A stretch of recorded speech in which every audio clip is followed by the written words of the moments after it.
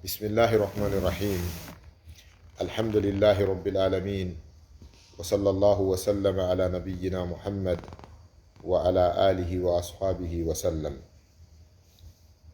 musidɓe julɓe tedduɓe, musidɓe an e dina, musidɓe an e enɗam, musidɓe an kafidaɓe ngal ɗo ɗengal muynidaɓe kaɗo haala fulfulde ko wiyete pular. mi yetti allahu subhanahu wa ta'ala, kanko allah yettore ndo handi e yettede. mi jarnimo kanko allahu subhanahu wa ta'ala jarore nde o foddi e jarnede e dow nemaji makko e moƴƴiriji makko ɗi andanɗa hoore ma heno feƴƴi lintede. allahu tabaraka wa ta'ala moƴƴiri e meɗen horugol nduɗo lewru sumaye. en hoori ɗeɗo balɗe nogay e jeenayi nduɗo lewru sumaye. allah tabaraka wa ta'ala waɗi ndu yiyama e ndeɗo hitade 2023, ɗum woni ñande 30 on en iidi. taqabbal allahu minna wa minkum salih al a'mal. haray on fof e moɗon caggal yettugol meɗen allahu subhanahu wa ta'ala, duwano annabi meɗen muhammadin sallallahu alayhi wa sallam, o mo allah nuliri yurmede, o yettini dina kan, o laaɓani mofte ɗe reedu, o acci en e hoore laawol jalbugol ngol jemma mum e ñalorma mum hino fota daygugol.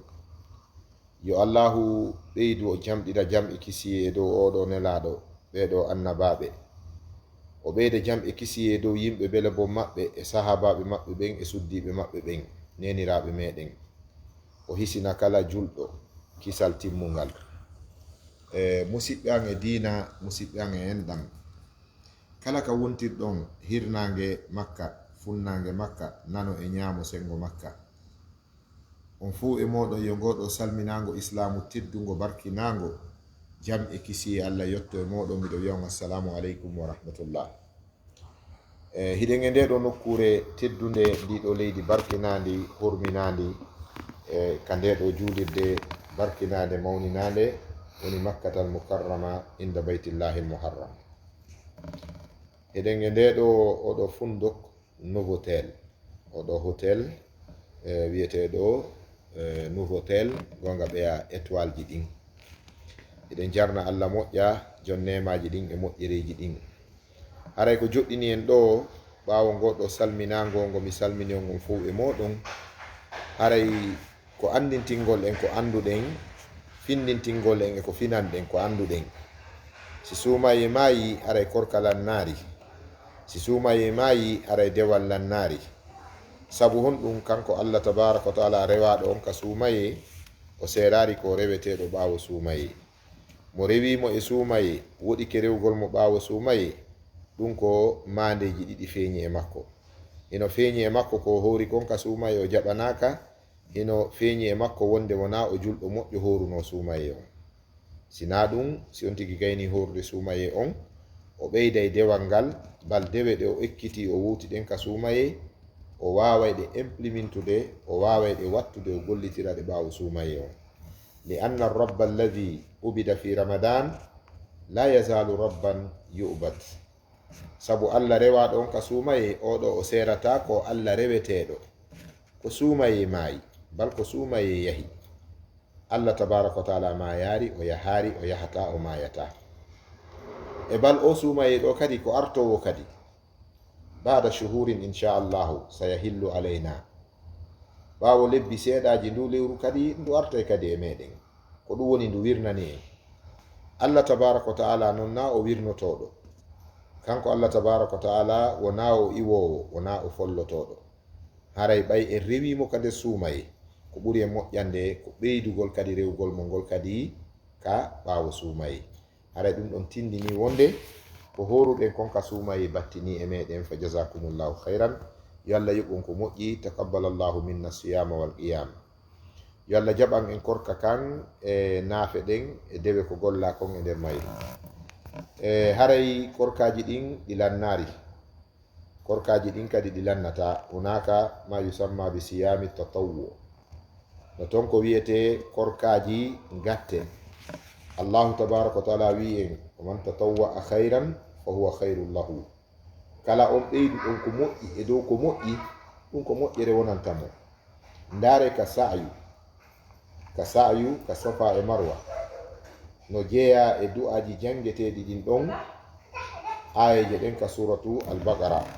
inna as-safa wal marwata min sha'airillah wa man hajja al-bayta aw i'tamara fala junaha alayhi an yattawafa bihima wa man tatawwa'a khayran fa inna allaha shakirun alim.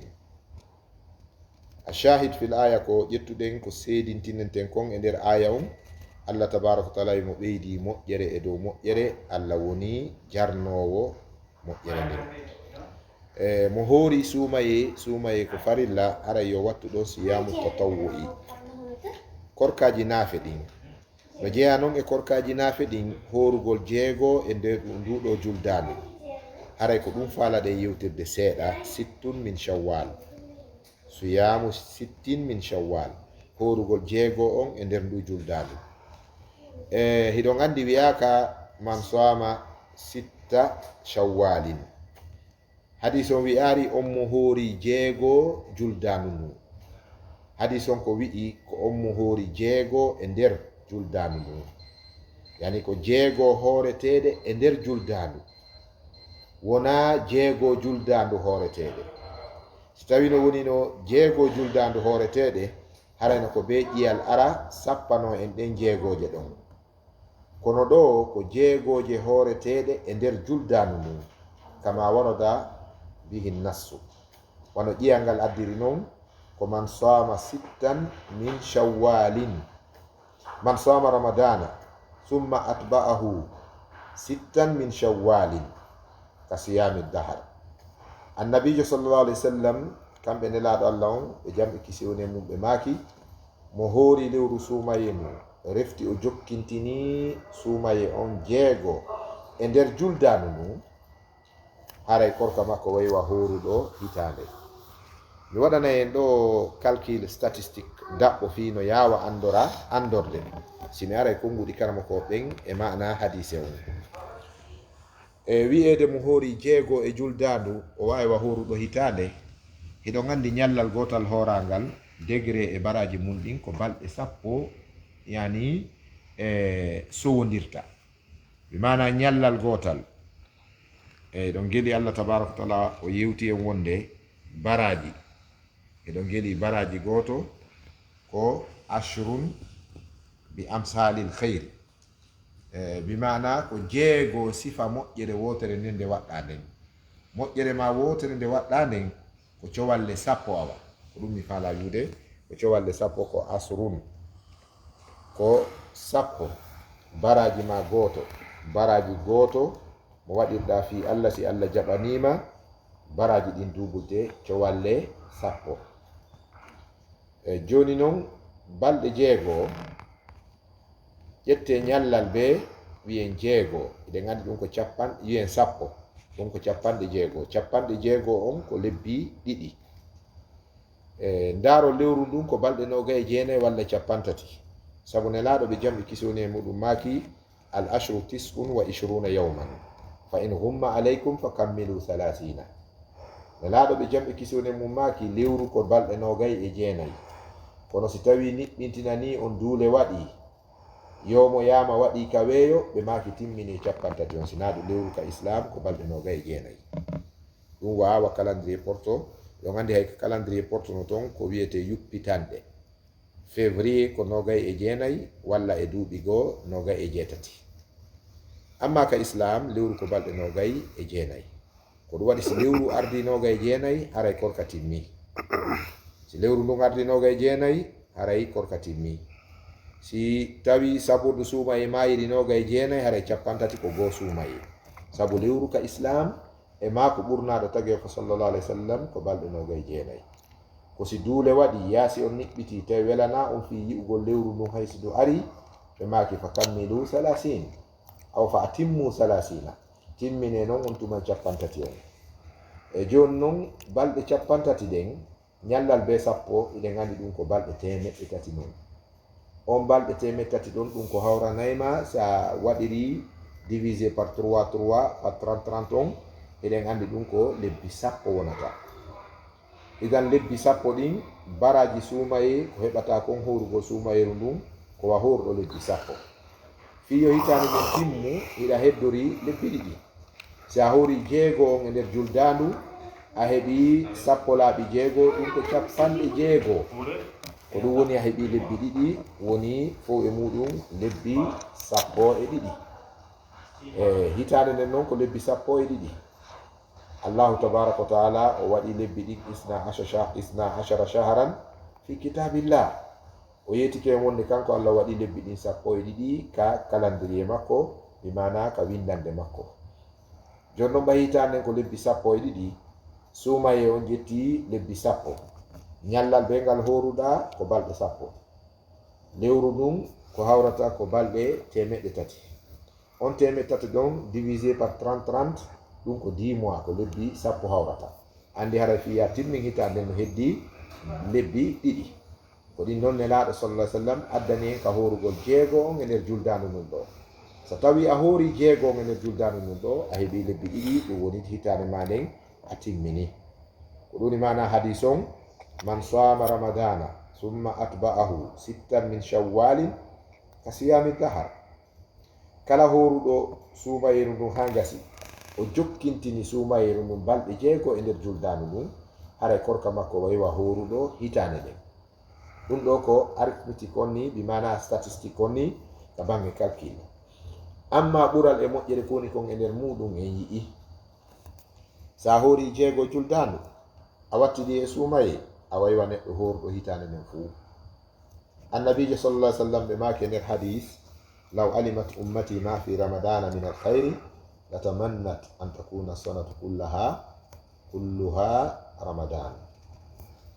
Ɓe maki si tawi mofte anden no anduno moƴƴere ko woni kon e nden nduɗo lewru sumaye, mofte ɗe yelotono hitande nden fuu wonu ko hoorete. Bi mana hitande nden fuu woneno ko hoore. Allahu tabaraka wa taala no suti du'fu hadhihi l umma, du'fu nnas. Allah no suti loore mofte ɗen, Allah no suti loore men ɗen, Allah no suti foofere bani adama nden. O waɗani en ɓe enen ɓeɗo julɓe e ko wiyete kon ɓarɗe ƴawlorɗe moƴƴereji ko tata mofte hay gote okkaka ɗum. Ɗum ɗo fof no naati nder aya on kuntum khayra ummatin ukhrijat linnas. Onon nde ɗo mofte Muhammad, mofte Islam, mofte Muhammad sallallahu alayhi wa sallam, on woni mofte ɓurɗe moƴƴude moftaluji ɗin ko yaltinana yimɓe ɓen kon. Idan en andi min khiyaratil umma al islamiyya no jeeya e moƴƴugol ɗeɗo mofte Islam, tawde enen hiɗen yamira ko moƴƴi, hiɗen haɗa ko boni kon, hiɗen golla golleji gomɗinal. No jeeya noon e golle gomɗinal, gollugol farilla ha gasa dewta ɗon naafe ɗen ko wiyete kon at-tatawwu min al ibadat. Faman tatawwa'a khayran fa huwa khayrun lahu. Kala ɓeyduɗo sunna e hoore farilla ɗum wonanay mo moƴƴere. Enen nde ɗo mofte Allahu tabaraka wa taala yanñani en bara heɓirɗo baraji on. Ndaarede tawno ka banu Israila e moftaluji attinoɗi. Heɓe marno yimɓe waɗaynoɓe jihad duuɓi 400. Heɓe marno waɗaynoɓe jihad duuɓi 500. Mo yeddi ɗum yo ndaaru ko Allah yewti fi annabi Nuhu kon. Annabi Nuhu muddatuhu da'awiyya, dumunde makko ko waɗi dawa kon tun ko duuɓi 950 duuɓol. Wa labitha fihim alfa sanatin illa 50 aman. Allahu tabaraka wa taala wi annabi Nuhu oɗo o ñiɓuno e yimɓe makko ɓen himo nodda ɓe faade Allah, himo nodda ɓe faade tawhid, duuɓu wulure manko ɗum 50. Ɗum woni 950 ans, 950 years, duuɓi 950. Nuhu alayhi salatu wassalam no noddude mofte makko ɗen faade tawhid. E ɗo Qur'an andini en wa labisa fihim alfa sanatin illa 50 aman. Mudda annabi Nuhu tan mo annabi Nuhu waɗi on noddugol yimɓe makko ɓen e tawhid ko duuɓi 950. Haray ko honɗum wiɗen noon fi ko duuɓi jelo annabi Nuhu wuruno. Ɓay na ñando jibina o fuɗɗi noddude, na ñando heɓi duuɓi 10 fuɗɗi noddude. Allahu tabaraka wa taala fawata annabaku sina e dow kelli fuye. Neɗɗo wonata annabajo ha o hellife, neɗɗo wonata annabajo ha o ƴoƴa, o heɓa taw ko wiyete sagesse, wisdom, ko wiyete hikma kon, si Allahu tabaraka wa taala fawanamo noon annabaku gun ɗon. Kala annabaɓe ngenelaɓen ala nulaɗo ko pay ɗum. ala kadi nulaɗo tawi ko nayejo kudu tawi wawata fuyi. Allah ko nuli nelaɓe ɓen e annaba ɓen ko ɓe sukaɓe hecciɗuɓe. innahum fityatun amanu bi rabbihim fazidnahum hudan. o yewti fi ashabul kaf o wi ɓen ko sukaɓe wonno. o yewti fi annabi ibrahim de o soppuno sanamuji ɗin, yimɓe makko ɓen tigi yeeti en. qur'ana fillani en wonde ɓe wi ko suka waɗi ɗum. sami'na fatan yadhkuruhum yuqalu lahu ibrahim.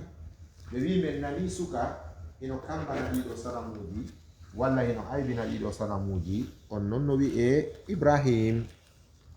idan en andi annabi ibrahima fewndo haɓi ɗiɗo sanamuji, numrud fewndo o soppiɗi haɗi ko suka wonno. yusuf alayhi salatu wassalam laaɓani en pos wonde annabi yusuf ko suka wonno fewndo Allah waɗi mo nulaɗo e annabajo. ko sonnaɓe ɓen tigi ka saare misra ko kamɓe tigi wuulingol konngol ɗon. wa qala niswatun fil madinati imra'atul azizi turawidu fataha an nafsihi faqad shaghafaha hubba inna lanaraha fi dalalin mubin. wa qala niswatu rewɓen fil madinati, e rewɓen ka saare misra ɗon ɓe wi wonde oɗo sonnajo ɗimmojo meɗen en yii o ko feetuɗo o ko majjuɗo ni, awa giggol o suka makko yusufu oɗo nangimo ha suddimo. ɓe wi wonde qala niswatun fil madinati imra'atul azizi, ɓe wi ɓengulanɗo turawidu fataha, himo ɗaɓɓude, himo beelennade, himo multude, himo dragude, himo murtinde suka makko on. donc kamɓe tigi ɓe holli en ɗo wonde yusuf ko suka wonno. e bimana allahu tabaraka wa taala o nulata nayejo ronkituɗo, kono noon kadi o nulata paykum kadi ɗum sennidirari hiiri weeti. ɗum ɗo tindini en wonde fewndo annabi nuhu daroto noddugol, e ko Allah wi kon ɗo wa labisa fihim alfa sanatin illa 50 aman wona hunde wotere. wa labisa fihim alfa sanatin koko waaji kon tun, ko noddi kon tun ko duuɓi wulure manko ɗum 50. e ɗum ɗo gongini hadiseje e konguɗi wowlayɗi fi moftaluji yimɓe mum waɗayno jihadiji duuɓi 500, duuɓi 400, duuɓi 600, duuɓi wulure, hara neɗɗo yujahidu fi sabilillahi bi malihi wa nafsihi. hara mo dari himo waɗirde tinnare e fi Allah, himo tinnorde jawdi makko nin e wonki makko kin. nde nelaɗo sallallahu alayhi wa sallam jantanino ɗum ɗo mofte islamu ɗen, sahaba ɓe piɗi, ɓe yurma, ɓe woyti, ɓe wullike Allah tabaraka wa taala e Allah. kayfa nudrik ulaika, ko honno noon min hewtitorto ɓen. goto pet e maɓɓe no wurayno duuɓi wulure, feccere gurna makko ɗan haraymo gollande diina. minen min heɓata hay duuɓi 200, min heɓata hay duuɓi 150, min heɓata hay 100.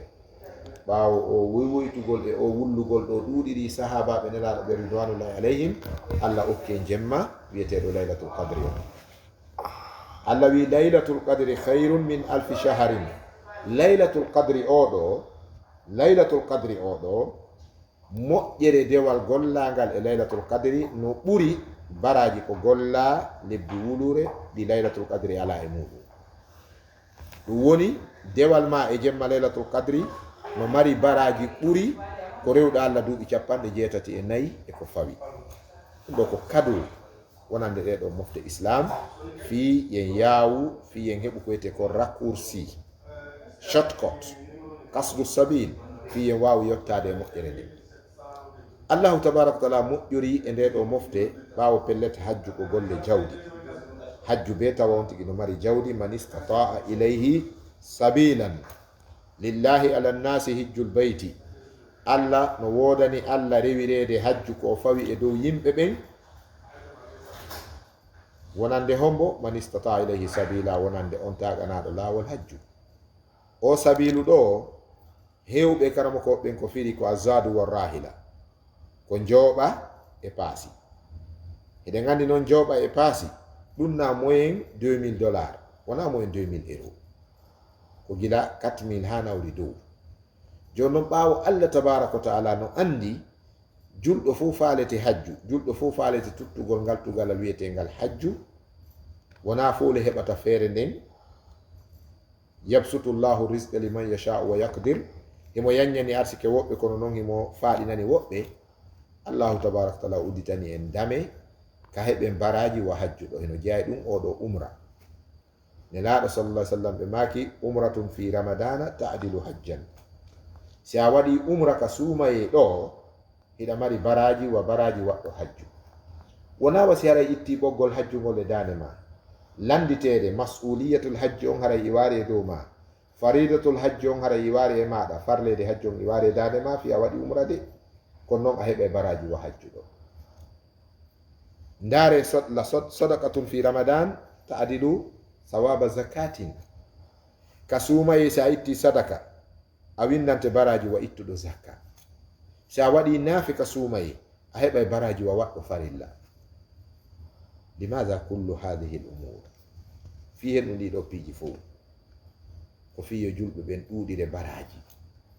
tawde ko baraji ɗin woni ngalu ngun yawmal qiyama ko baraji ɗin woni ko wiyete ko recherche on yawmal qiyama allah uditiɗe ɗo dame nde sahabaɓe arno ka nelaɗo allah ɓe wi ya rasulallah dhahaba ahlu dusuri bil ujur jowma jawle en naɓi baraji ɗin fuu hiɗen julde ɓe juulude hiɓe horde hiɗen horude naam hiɗen jantade allah ɓe jantade allah kono noon hiɓe ittude jawle maɓɓe ɗen ɓe waɗa sadakaji jani ɓe itta zakka ɓe hajjoya ɓe nafa dina kan minen miskin ɓen min wawata wadde ɗum ɓay min ala ko min waɗira sahaba ɓen ari no faala hebde raccourci ko ɓe hewtoroɓe ɗo jowma jawle nelaɗo mafuno awa mo wi'i subhanallahi laaɓi 33 ɓawo julde walhamdulillahi laaɓi 33 allahu akbar laaɓi 33 kala ko ɓe waɗi kon on fota e maɓɓe baraji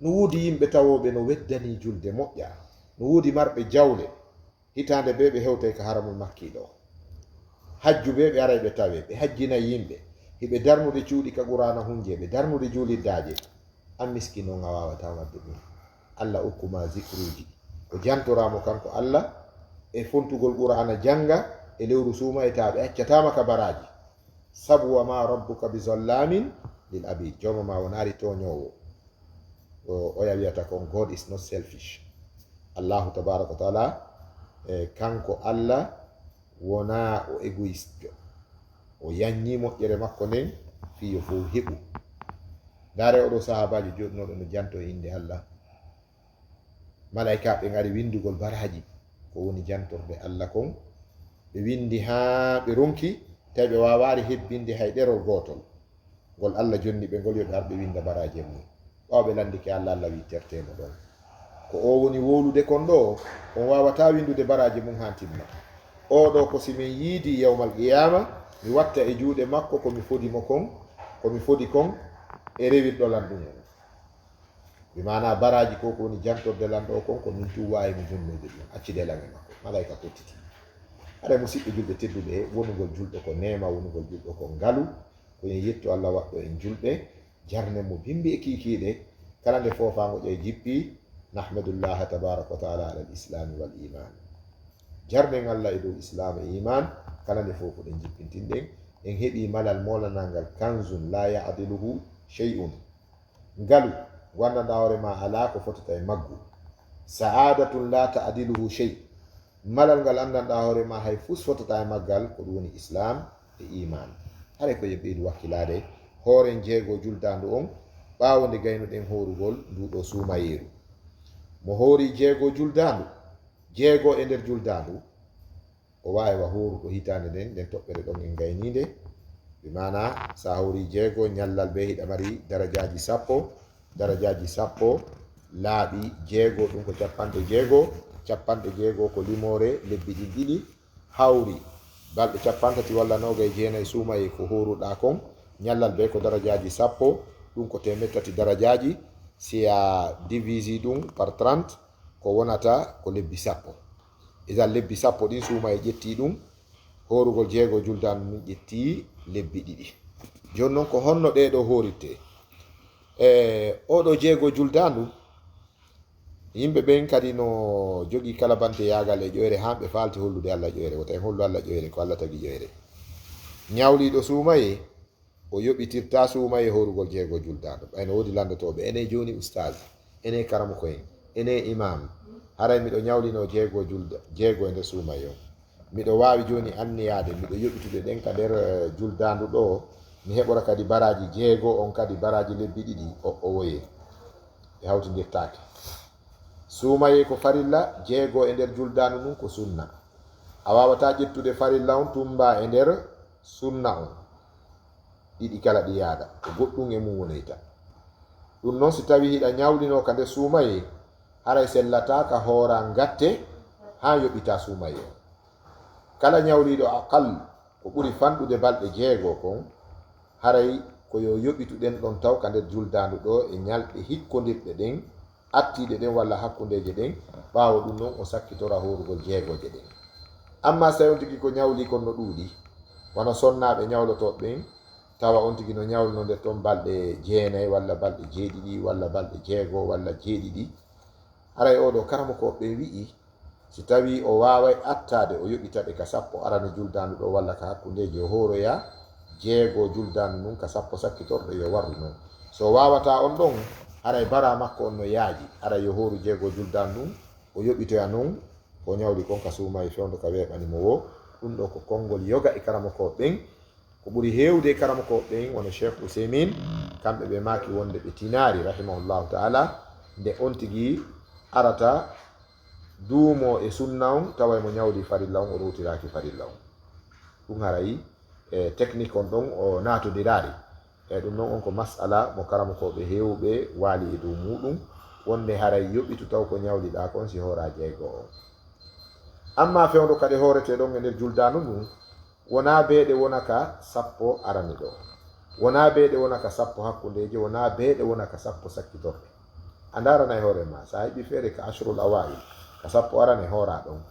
sa heɓi feere horaɗe ka hakkunde teka ka sakkitorɗe sappo sakkitorɗe ɗa feere horuɗe ɗon min noon miɗo tawti docteur Abdourahmane As-Sudaysi imamul haramil makki on almami men on ka juulide Allah hormantiru ka kaaba ɗo miɗo tawti ɓe maako maɓɓe wonde nennugol e ko heewi kon gaamelo no sakko e wowtugol ñaamugol ngol ha reedu ndun wowta ñaamugol ngol no sakko haray ko ɓuri moƴƴude yontigi fuɗɗode bimbi julde walla bimbiti julde ko woni tun ɗe fuɗɗetake ñande julde hooretake ñande julde no yiɗa noon kadi bimbi julde kadi yontigi ñaamu kono ɗum ɗon komin babil istihbab ko woni farilla on ñaamugol ko ñande julde hooretake la yusamu yawmal eid man sama yawmal eid faqad asha abal qasim faqad asa abal qasim kala sallallahu alaihi wasallam kala horuɗo ñande iidi o yeddi nelaɗo Allah o yeddi Allah tabaraka wa taala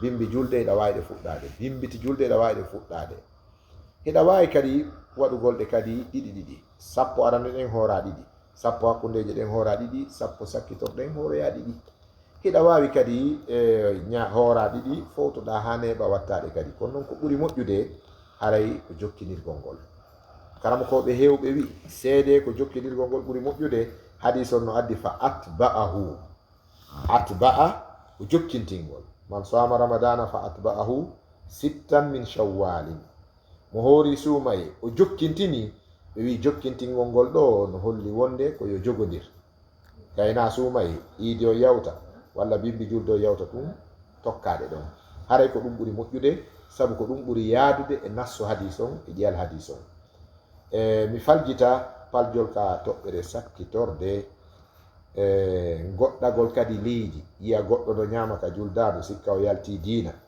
konta mo neɗɗo fasiqijo walla konta mo keferaku e kefero walla neɗɗo bonnuɗo diina ta Allah hewtini en e on faamu bonɗo ɗon sa yi goɗɗo no ñaama haysi ko suumaye julɗo musidɗo maɗa jogitanomo wonde kaka ahlul udri woni kaka yimɓe gantoji woni ko jeeya jogitanomo ɗum jogitanomo goohi mo nawni walla ko o settejo walla do goɗɗum si tawi ko sonnajo ara mo wonde ƴiƴam filanduru walla batte jibingol kono tawi tu goɗɗo ñaama wiya daari geddo Allah ɓen no anda yedduɓe Allah ɓen no anda ɓe ñamata suumaye eɓe haɓɓiti noon ɓe wona e julɓe haysi ko ɓe julɓe sabu gomɗingol waɗɗagol suumaye kono ɓe wonari gomɗinɓe